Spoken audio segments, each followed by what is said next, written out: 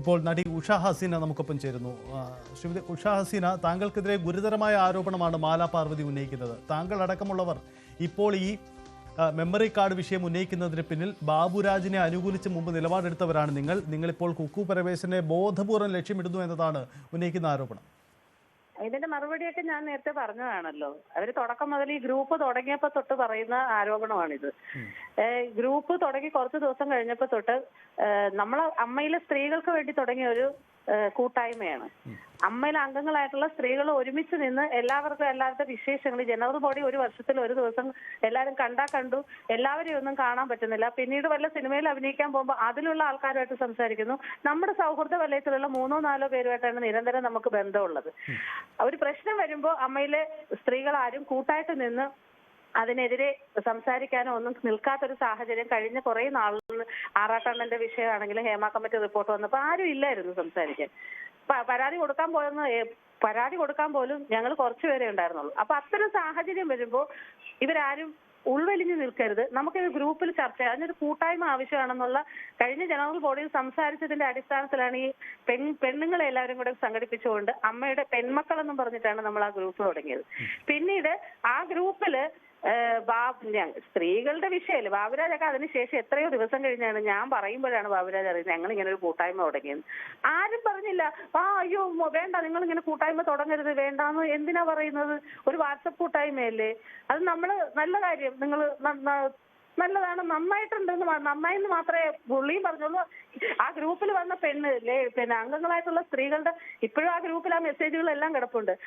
ഒരംഗം പോലും പറഞ്ഞിട്ടില്ല നിങ്ങൾ തുടങ്ങിയത് മോശമായി പോയിന്ന്. നല്ല കാര്യം, ഇങ്ങനെ നേരത്തെ തുടങ്ങേണ്ടതായിരുന്നു ഇത്. അപ്പോഴെല്ലാവരുടെയും കാര്യങ്ങൾ അറിഞ്ഞുകൊണ്ടിരിക്കുകയാണ്. എന്തൊരു നല്ല പാട്ടും സന്തോഷവും തുടങ്ങിയതല്ല. ഇതിന്റെ സ്ക്രീൻഷോട്ട് നിങ്ങൾ യൂട്യൂബ് ചാനൽ ചോർത്തി കൊടുത്തു. എനിക്ക് ഞാൻ പറഞ്ഞു തീർന്നില്ല.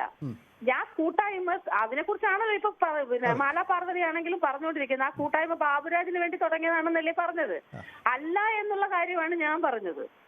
ഞാൻ ആ തുടങ്ങിയ ഉദ്ദേശിച്ചു പിന്നെ ഞങ്ങൾ എന്തിനു വേണ്ടിയിട്ടാണ് ആ ഗ്രൂപ്പ് തുടങ്ങിയെന്നുള്ളതിന്റെ കാര്യമാണ് ഞാൻ ഈ പറഞ്ഞത്. ഇപ്പൊ മനസ്സിലായോ? ആ ഗ്രൂപ്പ് തുടങ്ങിയതിന്റെ ഉദ്ദേശം ഇതാണ്.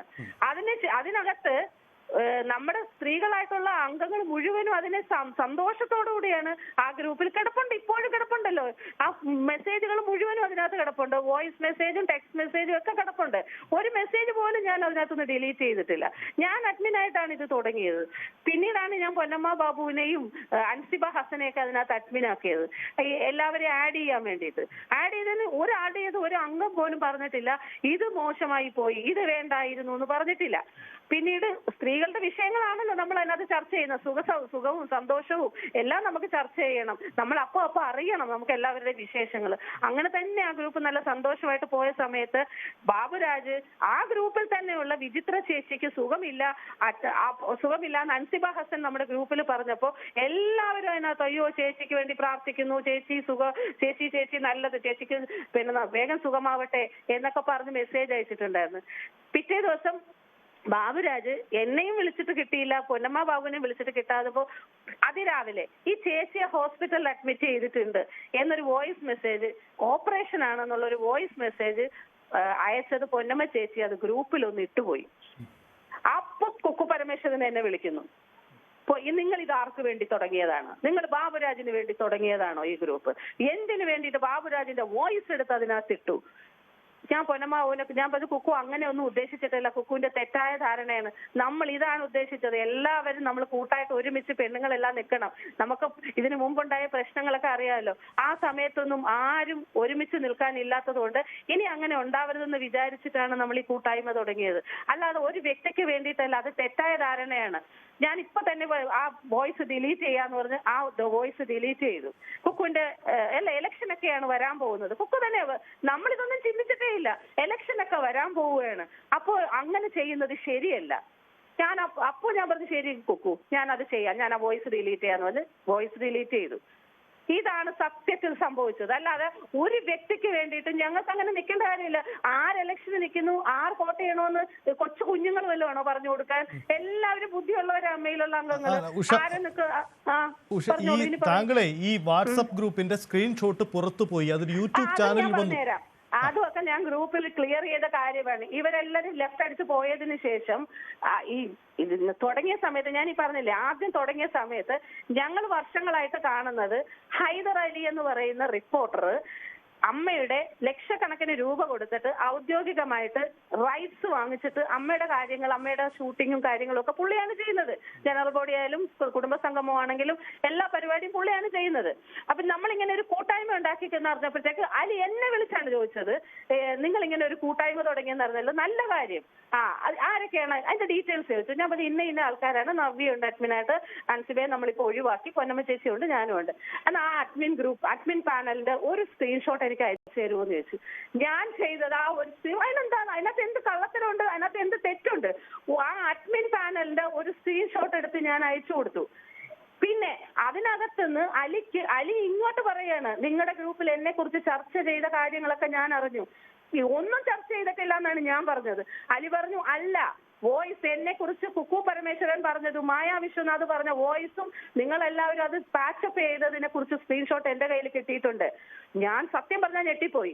ഞാൻ പൊന്നമ്മ ചേച്ചി വിളിച്ചു, അത് ആര് തന്നു എന്ന് അലി ചോദിച്ചിട്ട് അലി ഞങ്ങളുടെ പറഞ്ഞില്ല. അത് തന്നു എന്നുള്ളത് നിങ്ങൾ മാധ്യമ പ്രവർത്തകരല്ലേ, അലിയോട് ചോദിച്ചു നോക്കും.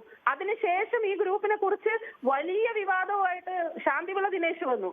ശാന്തിവിള ദിനേശിനെ ഞാൻ വിളിച്ചു, നിങ്ങൾ എന്തിനാണ് ഈ ഗ്രൂപ്പിനെ ഇങ്ങനെ മോശമാക്കുന്നത്? ഞങ്ങൾക്ക് നല്ലൊരു കാര്യത്തിന് വേണ്ടിയിട്ടാണ് ഞങ്ങൾ ഇത് തുടങ്ങിയെന്ന് പറഞ്ഞപ്പോഴത്തേക്ക് ശാന്തിവിള ദിനേശ് എന്നോട് വ്യക്തമായിട്ട് പറഞ്ഞു, അവിടുന്ന് ഒരു കെട്ട് വോയിസ് നോട്ടും ഒരു കെട്ട് ചാറ്റ് മെസ്സേജും എനിക്ക് കിട്ടിയിട്ടുണ്ട്. ഞാൻ പറഞ്ഞു ആര് തന്നു ചേട്ടാ? അതൊന്നും ഞാൻ പറയത്തില്ല, ഒരു മാധ്യമ പ്രവർത്തകൻ പറയത്തില്ല. നിങ്ങൾ അവരോട് വിളിച്ചു ചോദിക്കൂ ആരാണ് കൊടുത്തതെന്ന്. ഞാൻ ഈ സ്ക്രീൻഷോട്ടിന്റെ കാര്യം ഈ ഒരു ഷോട്ട് കൊടുത്തു എന്നുള്ള കാര്യം ഞാൻ ആദ്യമേ സമ്മതിച്ചിട്ടുള്ള കാര്യമാണ്. നമ്മുടെ ഗ്രൂപ്പിൽ തന്നെ ഇപ്പോൾ ഉള്ള അംഗങ്ങൾക്കെല്ലാം ബോധ്യപ്പെടുത്തി. ഇവർ പുറത്തുപോയവരാണ്. ഇവർ കുറച്ചുപേര് ആരുടെ വീഡിയോ ഇട്ടു എന്നും പറഞ്ഞ് മാലാ പാർവതിയൊക്കെ വീഡിയോ ഇട്ടു. എന്നോടൊന്നും പറഞ്ഞില്ല. മാലാ പാർവതി കാലടി ഓമന ചേച്ചിയുടെ ഒരു വീഡിയോ ഇട്ടു എന്ന് പറഞ്ഞുകൊണ്ട് പൊന്നമാബുവിനെ വിളിച്ചു പറഞ്ഞിട്ട് ബാക്കിയുള്ളവർക്കൊക്കെ ഒരു നിയമവും പാലടി ഓമനയുടെ വീഡിയോ നിങ്ങൾ എന്തുകൊണ്ട് ഡിലീറ്റ് ചെയ്യുന്നില്ല എന്ന് പറഞ്ഞിട്ട് അവരൊരു എനിക്ക് ഈ ഗ്രൂപ്പിൽ നിൽക്കാൻ പറ്റില്ല എന്ന് പറഞ്ഞ് അവർ ഡിലീറ്റ് ലെഫ്റ്റ് അടിച്ചു പോവുക ചെയ്തത്.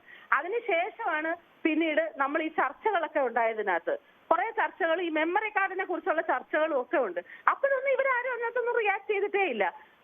ഈ വീഡിയോയുടെ കാര്യം ഫോർവേഡ് മെസ്സേജ് വേണ്ടാന്ന് പറഞ്ഞവരുടെ പ്രശ്നം വെച്ചുകൊണ്ടാണ് ഇവര് ലെഫ്റ്റ് അടിച്ചങ്ങ് പോയത് കുറെ പേര്. ഇതാണ് ഇതിനകത്ത് സത്യസന്ധമായിട്ട് നടന്നത്. അല്ലാതെ ഇതിനകത്ത് ഒരു കാര്യം ഇവർ പറയുന്ന ഒന്നും ശരിയല്ല. ഇവര് വെറുതെ ആവശ്യമില്ലാതെ ഈ മാലാ പാർവതി ഇല്ലാത്ത സമയത്ത്, മാലാ പാർവതി അംഗമാണോ എന്ന് പോലും എനിക്ക് അറിയത്തില്ല. ഈ മെമ്മറി കാർഡിന്റെ ഇഷ്യൂ ഉണ്ടാവുന്നത് ഞങ്ങളെ ഷൂട്ട് ചെയ്യുന്ന സമയത്ത് ഇവര് എന്തിനാണ് ഇതിനകത്തൊക്കെ കയറി അഭിപ്രായം പറഞ്ഞ്? ഇവർക്ക് വല്ല ധാരണയുണ്ടോ? ഞങ്ങളല്ലേ അതിനകത്ത് ഉൾപ്പെട്ടിട്ടുള്ള ആൾക്കാർ, ഞങ്ങളല്ലേ സംസാരിച്ചിട്ടുള്ളത്. ഇവര് ആർക്ക് വേണ്ടിയിട്ടാണ് ഇവർ ഇതൊക്കെ ചെയ്യുന്നതെന്ന് അറിയത്തില്ല. ഇവർ തന്നെ പലരെയും വിളിച്ചു പറയുന്നു, അയ്യോ അതൊന്നും പൊക്കിക്കൊണ്ട് വരല്ലേ എന്ന് പറ. അവര് പലരും ഞങ്ങളെ വിളിച്ചു പറയുന്നു, എന്നെ വിളിച്ചു പറയുന്നുണ്ട്. മാലാ പാർവതി വിളിച്ചു പലരോടും പറയുന്നു, അതൊന്നും പൊക്കിക്കൊണ്ട് വരല്ലേ എന്ന് പറ, അതൊന്നും ഇന്ന ആൾക്കാർ അതിനകത്ത് ഉൾപ്പെടും, പെട്ടുപോകും എന്ന് പറയും. ഇവരെങ്ങനെ അറിഞ്ഞു? ആ സ്ഥലത്ത് ഇല്ലാതിരുന്ന ഇവരെങ്ങനെ അറിഞ്ഞു ഇവരെല്ലാം ഇന്ന ആൾക്കാർ ഇതിനകത്ത് ഉൾപ്പെട്ടിട്ടുണ്ടെന്നുള്ളത്? മാലാ പാർവതി എങ്ങനെ അറിഞ്ഞു? ആര് മാലാ പാർവതിയോട് പറഞ്ഞു? അപ്പൊ ഈ മെമ്മറി കാർഡ് ഉള്ള ആൾക്കാരല്ലേ പറഞ്ഞിട്ടുള്ളത്? ഞങ്ങൾക്കറിയാം, പറഞ്ഞിട്ടുള്ള ആൾക്കാർക്കും അറിയാം, ഈ കുക്കു പരമേശ്വരനും അറിയാം, ഇടവേള ബാബുവിനും അറിയാം. മാലാ പാർവതി അവിടെ ആ സ്പോട്ടിലും ഇല്ല. ആ സമയത്ത് ഇവർ അംഗമാണോ എന്ന് പോലും എനിക്ക് ഡൗട്ടുണ്ട്. പിന്നെ എങ്ങനെ മാലാ പാർവതി ഇപ്പൊ ഇതെല്ലാം പറയും? അതറിഞ്ഞതുകൊണ്ട് തന്നെയാണ് ഒരു നാമനിർദ്ദേശ പത്രിക കൊടുക്കാൻ ഒരാള് മുന്നോട്ട് വന്നപ്പോ ആ ആളെ വിളിച്ച് മാലാ പാർവതി പറഞ്ഞു എന്നാ പറയുന്ന, അയ്യോ വേണ്ട കേട്ടോ കൊടുക്കണ്ട, അവര് മെമ്മറി കാർഡിന്റെ കാര്യം പൊക്കിക്കൊണ്ട് വരുമെന്ന്. അങ്ങനെ പറഞ്ഞു അറിഞ്ഞപ്പോഴാണ് ഞങ്ങൾ ഇത് സീരിയസ് ആയിട്ട് ഇനി ഞങ്ങൾക്ക് ആ മെമ്മറി കാർഡ് കിട്ടിയേ പറ്റത്തുള്ളൂ. ഇത് ആരെയൊക്കെ ഇവര് ബ്ലാക്ക് മെയിൽ ചെയ്തിട്ടുണ്ടാവും ഇത് പറഞ്ഞിട്ട്. ശരി, ഉഷാ ഹസീന ഒന്ന് തുടരുക. മാലാ പാർവതി